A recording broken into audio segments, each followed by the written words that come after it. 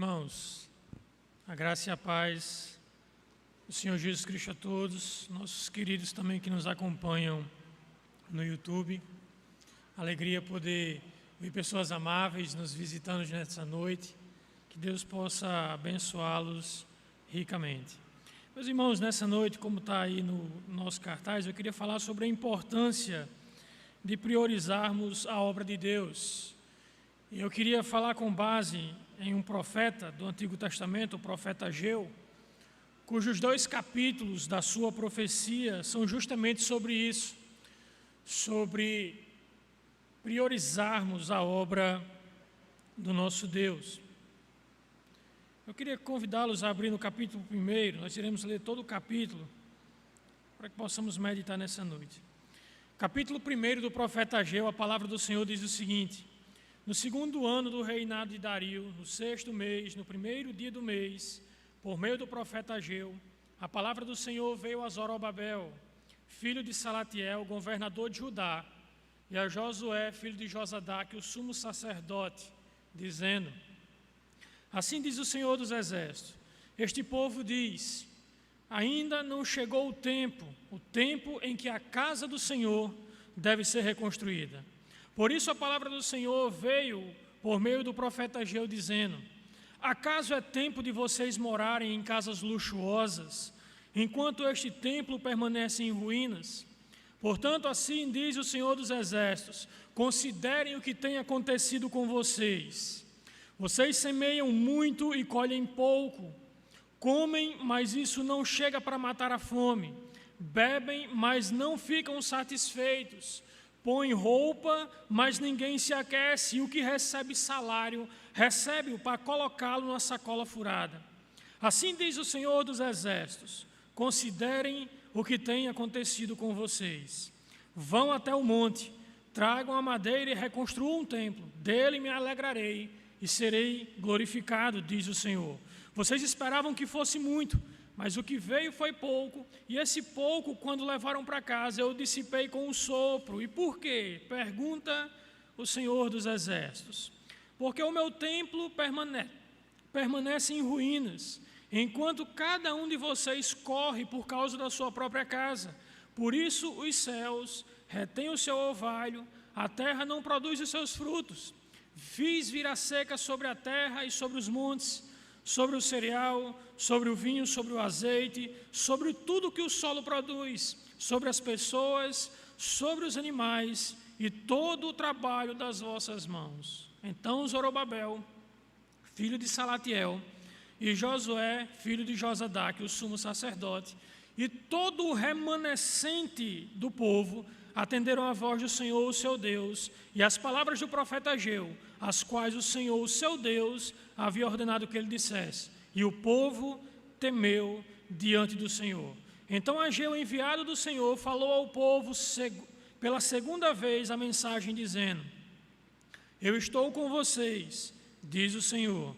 O Senhor despertou o espírito de Zorobabel, filho de Salatiel, governador de Judá, e o espírito de Josué, filho de Josadaque, o sumo sacerdote, e o espírito de todo o remanescente do povo, e eles vieram e começaram a trabalhar no templo do Senhor dos Exércitos, o seu Deus.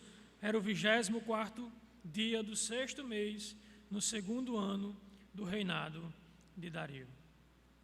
Meus irmãos, diferente dos profetas que vieram antes de Ageu, como por exemplo o profeta Sofonias e o profeta Abacuque, que foi feita a leitura, esses profetas falaram acusando o povo de vários tipos de pecado. O povo havia se curvado diante do deus Baal, havia queimado incenso a deus Aserá, haviam caído em todo tipo de imoralidade sexual, todo tipo de pecados, dos mais hediondos aos mais vis, aquele povo havia cometido. Então Deus enviou profeta após profeta, avisando de que se eles não abandonassem as práticas pecaminosas, não abandonassem o caminho do pecado e se voltassem para Ele com arrependimento e dependência e fé nele, Deus enviaria um povo superior a eles, destruiria a cidade, derrubaria o templo, colocaria o templo no chão e fariam com que eles saíssem da terra que havia sido dada a eles como herança do Senhor, e eles estariam agora escravizados em uma terra distante. E foi isso, meus irmãos, o que de fato aconteceu. O povo não quis abandonar o seu pecado e então foi deportado para uma terra estrangeira. Mas o Senhor é um Deus misericordioso, o Senhor é um Deus amoroso, que não abandona aqueles que são seus.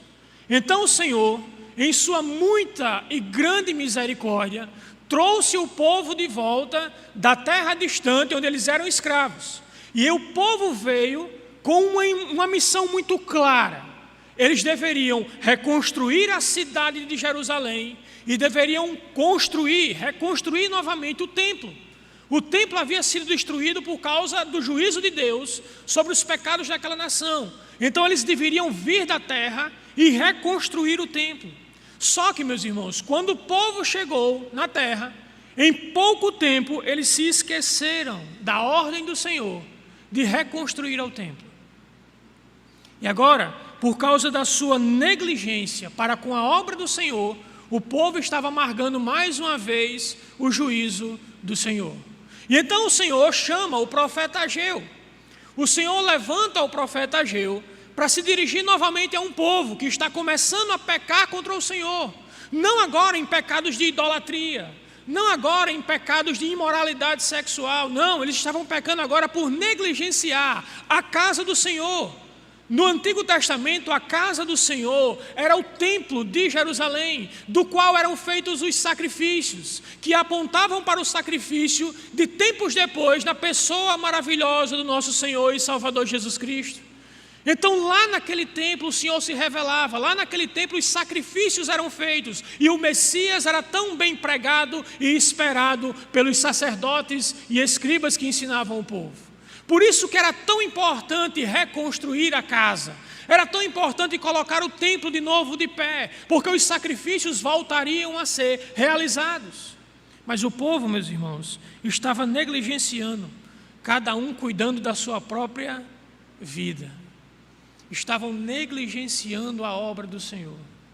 E, meus irmãos, nesse texto, é possível destacar pelo menos 3 verdades que nos deixam, meus irmãos, nos deixa de forma muito clara a mensagem de que a obra do Senhor deve ser priorizada em nossas vidas, principalmente naqueles que se dizem filhos do Senhor, que foram resgatados pelo Senhor.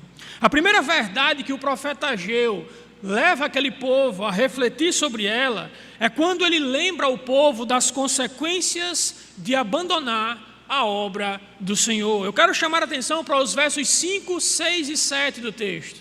Notem, meus irmãos, que o Senhor começa mandando eles considerar. O Senhor, por 2 vezes nesse texto, manda eles considerar o que tem acontecido, desde que eles negligenciaram, meus irmãos, a obra do Senhor. Considere o que tem acontecido. Vocês têm plantado, mas não têm colhido, têm bebido, mas não têm se saciado, têm se vestido, mas não têm se aquecido. E aquele que junta dinheiro, que recebe salário, recebe para colocar num saco furado. Tudo isso por causa da negligência para com a obra do Senhor. A ordem era muito clara, eles precisariam reconstruir o templo. Mas infelizmente, o povo de Israel e muitos do nosso tempo, eles conseguem, meus irmãos, a façanha de trocar as coisas urgentes pelas coisas importantes. Acredite, meus irmãos, no que eu estou dizendo. Existe uma facilidade muito grande de nós, seres humanos, trocarmos as coisas urgentes pelas importantes. E, meus irmãos, todos nós sabemos o que são coisas urgentes. E sabemos muito bem discernir quais são as importantes. Todos nós temos prioridades, mas quando nós fazemos da nossa própria casa, da nossa própria vontade, do nosso próprio bem-estar, algo urgente, acabamos negligenciando a vontade do Senhor e as ordens do Senhor para com a nossa vida. E era isso que estava acontecendo, meus irmãos, com aquele povo. Eles estavam negligenciando a obra do Senhor.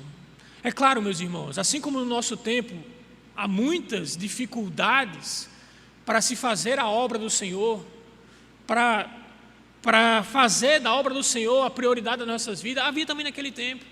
Quando o povo volta, meus irmãos, para a terra, quando Deus tira o povo por causa dos seus pecados para a Babilônia, eles passam 70 anos na Babilônia, a terra não ficou desabitada não.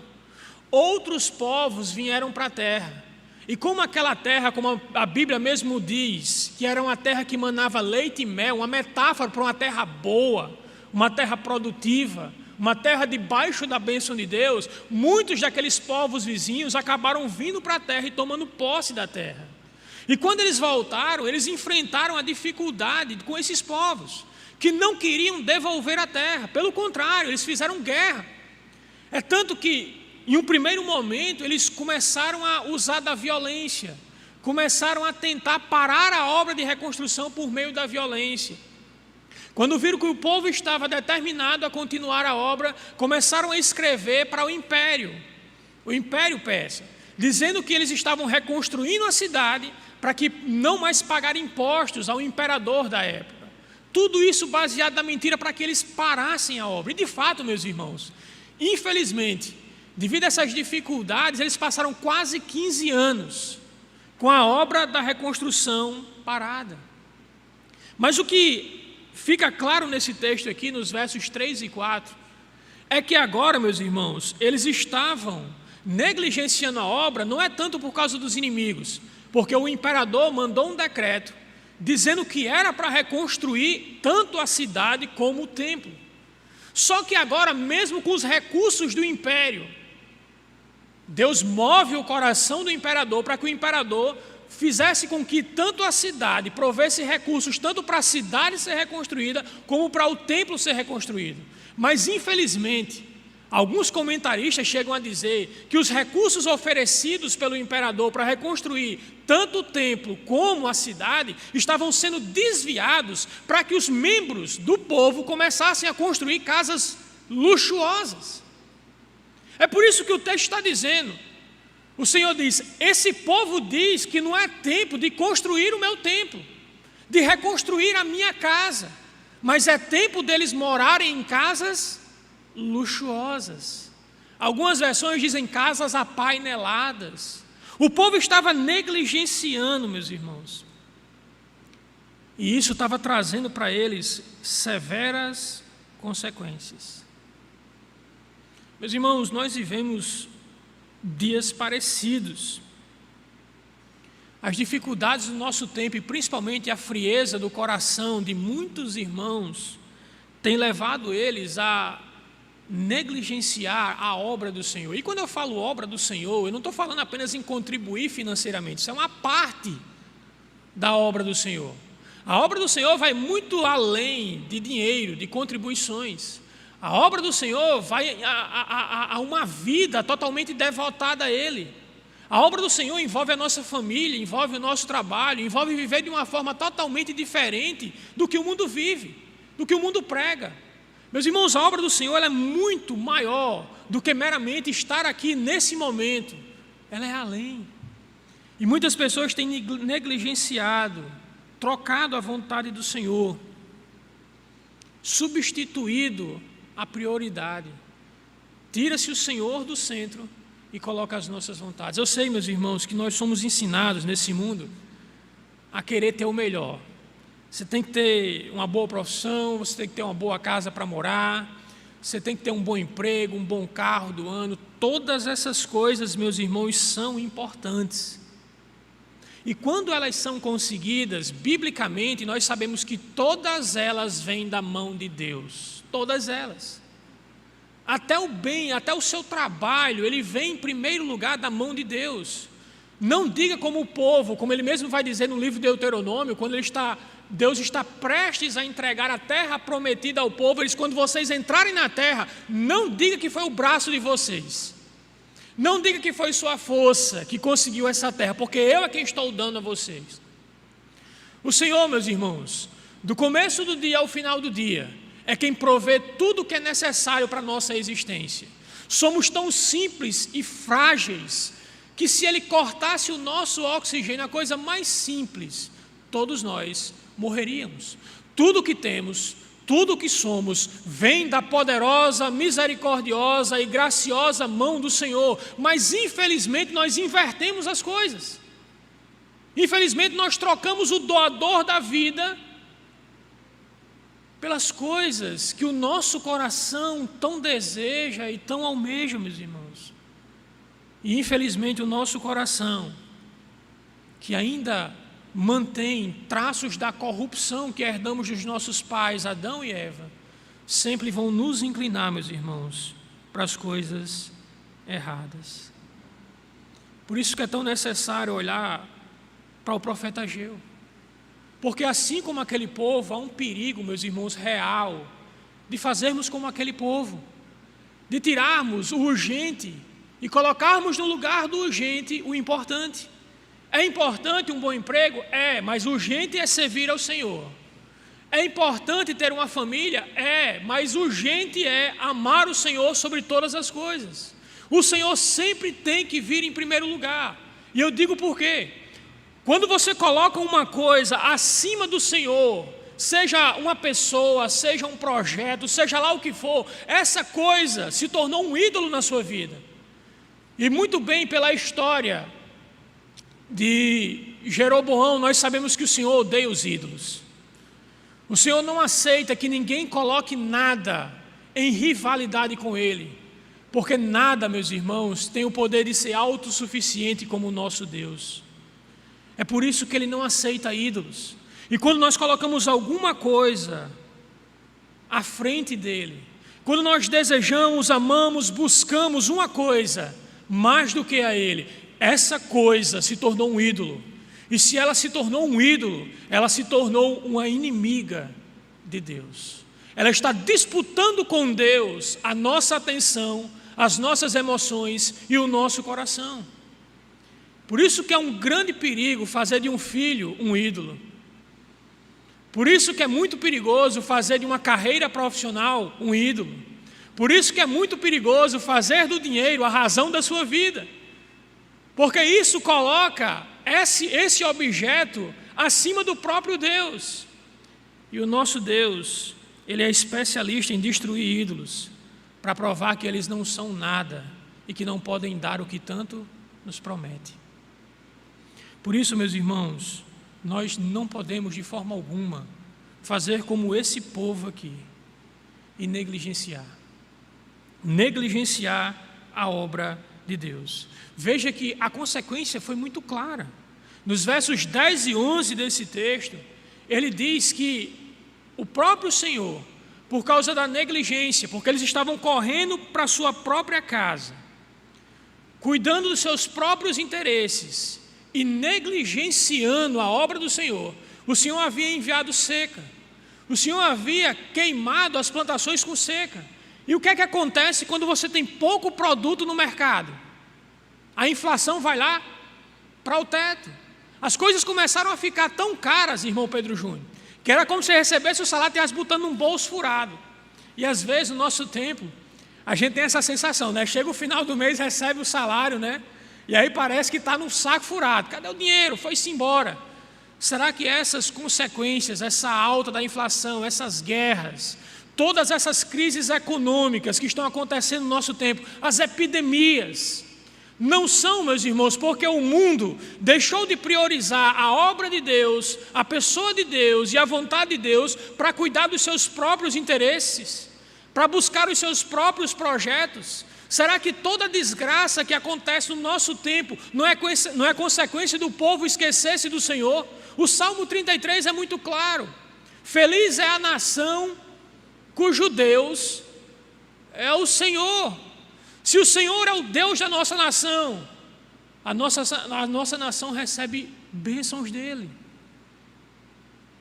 2 Crônicas, capítulo 7, verso 14, ele diz: se o meu povo, que se chama pelo meu nome, se humilhar e orar e buscar a minha face e se arrepender dos seus maus caminhos, então dos céus eu ouvirei e sararei a vossa terra.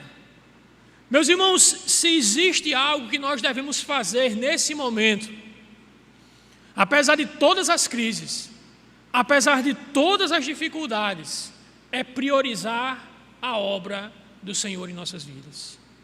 Você prioriza, meus irmãos, a obra do Senhor na sua vida quando você não abre mão da sua leitura diária das Escrituras Sagradas. Você prioriza a obra do Senhor na sua vida quando você não abre mão dos seus momentos de devoção e oração ao Senhor. Você prioriza, meus irmãos, a obra do Senhor na sua vida quando você busca comunhão no culto solene, no dia do Senhor. Quando você se deixa ser ajudado e quando você busca ajudar aqueles que estão próximos de você. A obra do Senhor é fazer com que você se torne cada vez mais parecido com Jesus Cristo. É por isso que é tão importante, meus irmãos, priorizar a obra do Senhor. Porque quando não priorizamos a obra do Senhor, meus irmãos, com certeza, nós seremos disciplinados pelo Senhor. Se isso aconteceu com o povo dos dias do Antigo Testamento, isso também pode acontecer com nós, que vivemos hoje. Se negligenciarmos a obra do Senhor, o Senhor, com certeza, nos disciplinará. Meus irmãos, mas em segundo lugar, primeiro ele nos lembra das consequências que virão sobre nós quando nós não priorizamos a obra do Senhor. Mas aí, meus irmãos, dos versos 8 a 12, ele vai falar sobre as razões para priorizarmos a obra do Senhor. Primeiro ele mostra as consequências e agora ele vai falar sobre as razões. E aí, meus irmãos, no verso 8 ele manda recomeçar a obra. E a razão para eles recomeçarem a obra, no verso 8, ele diz: suba ao monte, o monte aqui é o Líbano, tragam a madeira necessária e comecem a reconstruir.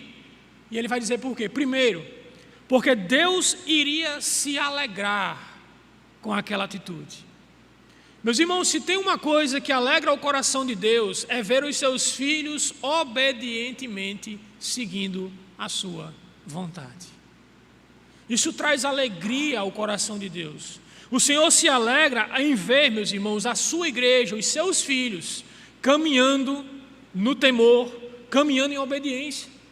O próprio apóstolo João, ele disse que não tinha mais alegria. Lá na segunda carta de João, ele diz: não tenho maior alegria do que essa, ver que os meus filhos andam na fé. Filhos ali é filhos espirituais. Então o Senhor, meus irmãos, ele diz que se alegrará. Mas note também que o texto diz que ele seria glorificado. Meus irmãos, alegrar-se em Deus e glorificar a Deus é a razão pelo qual o homem foi criado. O homem não foi criado para encontrar prazer no pecado. O homem não foi criado para encontrar significado para a sua vida longe de Deus. Ele foi criado para se alegrar em Deus e glorificar a Deus para sempre. Esse é o motivo do qual o homem foi criado. E, meus irmãos, a reconstrução do templo provaria uma coisa bem interessante para aquelas nações: que o nosso Deus cumpre as promessas que faz. Ele havia prometido. Ele estabeleceu, quando o povo vai escravizado para a Babilônia, ele estabeleceu o tempo: olha, vocês vão ficar lá 70 anos. Vocês vão ficar 70 anos, mas ao cabo de 70 anos eu vou trazer vocês de volta. E as nações saberão que eu sou o Senhor. E foi isso que aconteceu. Quando o povo volta, meus irmãos, do cativeiro e começa a reconstrução do templo, quando o Salmo 126 está sendo escrito, nos versos 1 a 3 diz assim: quando o Senhor nos trouxe de volta do cativeiro, estavam como os que sonham. Então entre as nações se diziam: grandes coisas fez o Senhor por eles, por isso eles estão alegres.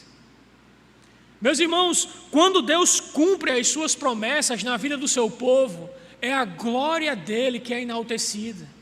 Não é a força do seu povo, não é a valentia, a coragem, a perseverança do seu povo, mas é a glória de Deus que é enaltecida quando o povo vive em obediência a Ele. É por isso, meus irmãos, que são razões suficientes para se alegrar e para buscar a glória de Deus na nossa vida e nas nossas próprias vontades. Mas, meus irmãos, a maior razão, nesse momento aqui, especificamente nesse contexto, a maior razão aqui que o profeta Ageu dá está escrito justamente nesses versos 10 e 11. Se nós não priorizarmos a obra do Senhor, se nós não nos voltarmos para o Senhor, nós amargaremos as dificuldades nessa vida. Nós iremos ser disciplinados por Ele. Essa seca que fala aí é a maldição que Ele havia prometido no capítulo 28 de Deuteronômio, no verso 23 e 24. Ele diz: se vocês deixarem de ouvir a minha voz, então eu mandarei praga sobre as suas colheitas. Eu enviarei seca sobre as suas plantações, até que vocês admitam os seus pecados, se arrependam e se voltem para mim. E sempre que o povo se volta para o Senhor, meus irmãos, o povo é abençoado. Sempre que o povo se volta contra o Senhor, o povo é disciplinado. E, meus irmãos, aqui nós temos um contraste daqueles que vivem, meus irmãos, para buscar a glória de Deus e os que vivem para buscar a sua própria glória. Não pense que não tem muitos do nosso tempo dizendo assim: ainda não é tempo, ainda tem um curso para fazer, ainda tem uma casa para comprar, ainda não é tempo, ainda tem uma família, ainda tem isso, ainda tem aquilo outro. Meus irmãos, sempre haverá alguma coisa para nós fazermos, sempre. Você tem um curso para fazer, você tem uma especialização, você sempre vai ter coisa para fazer. Então, se você for esperar ter tempo para se dedicar à obra do Senhor nesse mundo, não vai ter não. Você precisa priorizar, apesar dos seus muitos sonhos, apesar dos seus muitos desejos. E é assim que as coisas vão funcionar. Quando se coloca Deus em primeiro lugar, as outras coisas vêm como consequência. Mateus capítulo 6, versículo 33. Buscai, pois, em primeiro lugar o reino de Deus e a sua justiça, e todas as demais coisas vos serão acrescentadas. Se a Bíblia é verdadeira, e eu creio que ela é, a palavra de Deus, eu desconheço qualquer santo à luz da história da igreja que priorizou a obra de Deus e teve a sua alegria frustrada, os seus sonhos frustrados, porque o Senhor sempre cuidará dos seus. Nós precisamos, meus irmãos, priorizar a obra do Senhor. Eu sei que quando os dias ficam difíceis, a primeira coisa que a gente corta é a parte do Senhor. Não é assim que acontece? Digamos que a gente enfrenta uma crise financeira, e aí o dinheiro está bem contadinho. Qual é a primeira tentação que nós sentimos? Deixar de ofertar para missões. É a primeira coisa que vem ao nosso coração. Por quê? Porque nós temos a tendência, meus irmãos, natural, do nosso próprio coração, a negligenciar a obra do Senhor na nossa vida. Mas nós temos razões suficientes, meus irmãos, pelo menos nesse texto aqui, para que a gente possa priorizar a obra do Senhor. Sejamos honestos, meus irmãos. Eu quero que você seja bem honesto com o seu coração.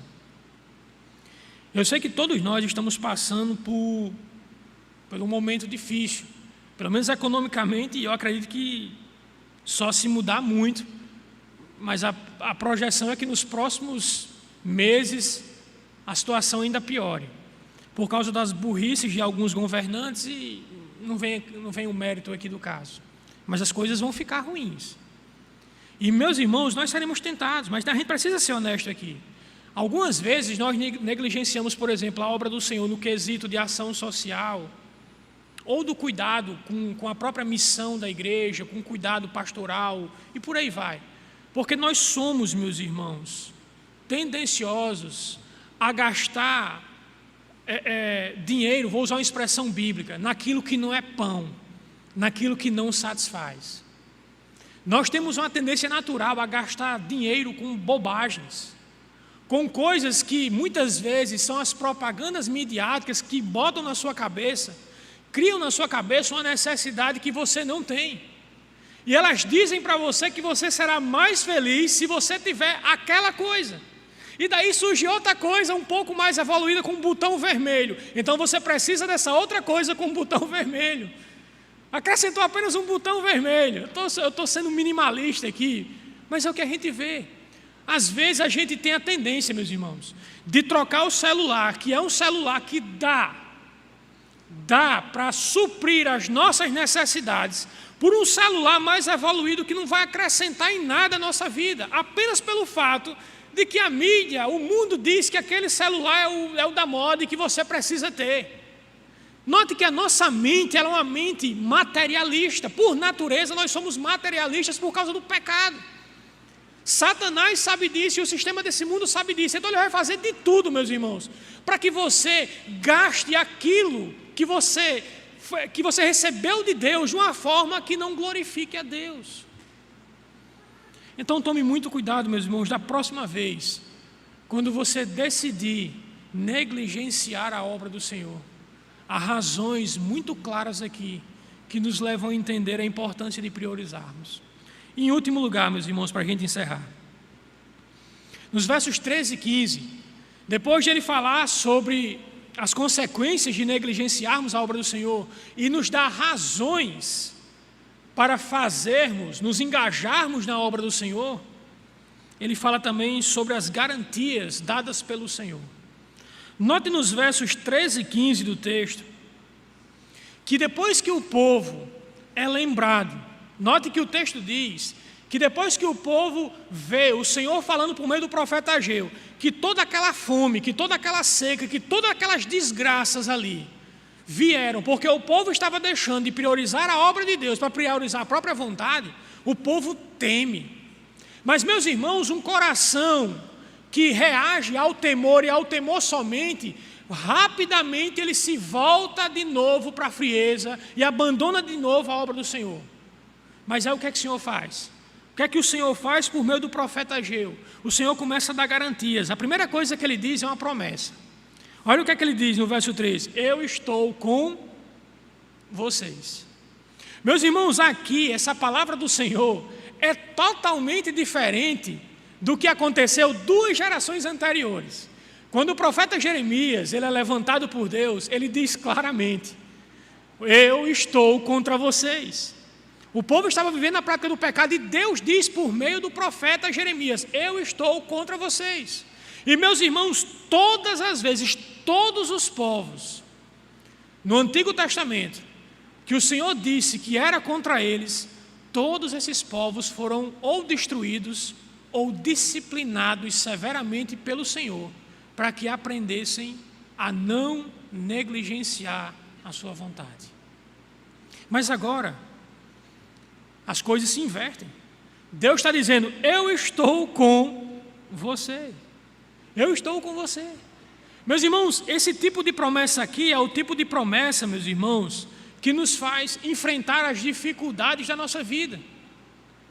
Se nós temos um Deus que pode todas as coisas, conhece todas as coisas, está presente em todos os lugares e Ele está conosco, nós temos um auxílio poderoso para nos ajudar a lidar com as dificuldades dessa vida. E Deus está olhando para aquele povo que antes era obediente, mas que agora estava temendo, que Ele estava com cada um deles, para fazer com que a obra dEle fosse concluída. Mas não somente isso. Note que o texto também diz que Deus despertou o espírito de Zorobabel, de Josué e de todo o remanescente do povo. O que é que nós aprendemos aqui, meus irmãos? Que nós precisamos que o Senhor nos dê um coração obediente. Vocês já pararam para pensar que tudo que temos, tudo que somos e tudo que fazemos para Deus vem primeiramente dEle? Se Deus não tivesse encorajado o povo e mudado o espírito, transformado o coração, a coragem deles, o povo não iria se voltar para a obra. Meus irmãos, nós precisamos diariamente pedir ao Senhor que quebre a nossa incredulidade, que quebre muitas vezes a nossa apatia, a nossa frieza espiritual e nos faça nos voltarmos para Ele em obediência, apesar das dificuldades do nosso tempo, que são muitas. Mas tudo vem da mão do Senhor. Se o Senhor estiver no nosso lado, se o Senhor estiver, meus irmãos, motivando o nosso coração, nós conseguiremos fazer a obra dEle. Eu não sei, mas é inevitável não lembrar de Mateus capítulo 28, quando Jesus diz: eis que eu estou convosco todos os dias até a consumação dos séculos. Deus estava com o povo no Antigo Testamento, Deus está com o povo no Novo Testamento, Deus está com o povo hoje para fazer com que eles, meus irmãos, se dediquem à causa do Senhor nesse mundo. Meus irmãos, essa lembrança de que o Senhor é quem opera, que o Senhor é quem transforma o coração, deveria nos fazer cada vez mais dependentes dEle. Eu sei que nós estamos passando, meus irmãos, enfrentando um momento de frieza espiritual. Muitos irmãos, devido às dificuldades e os problemas do nosso tempo, esfriaram. E quando eu digo esfriaram, não é que eles se desviaram, Polaste, e foram aí para os bares da vida, para as casas de... Não. Quando eu falo esfriar, é aquela pessoa que perdeu, meus irmãos, a alegria de estar aqui cultuando a Deus. É aquela pessoa que perdeu a alegria da sua leitura devocional da Bíblia. Aquela pessoa, meus irmãos, que perdeu a alegria de se preocupar com o próximo. Aquela pessoa que perdeu a alegria de fazer as coisas mais simples e mais básicas da fé cristã. E que agora, quando lê a sua Bíblia, lê como uma apatia.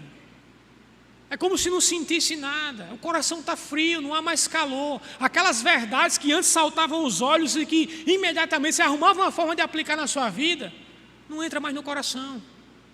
Na hora do culto, a gente não presta mais atenção no louvor, nem na leitura da Bíblia.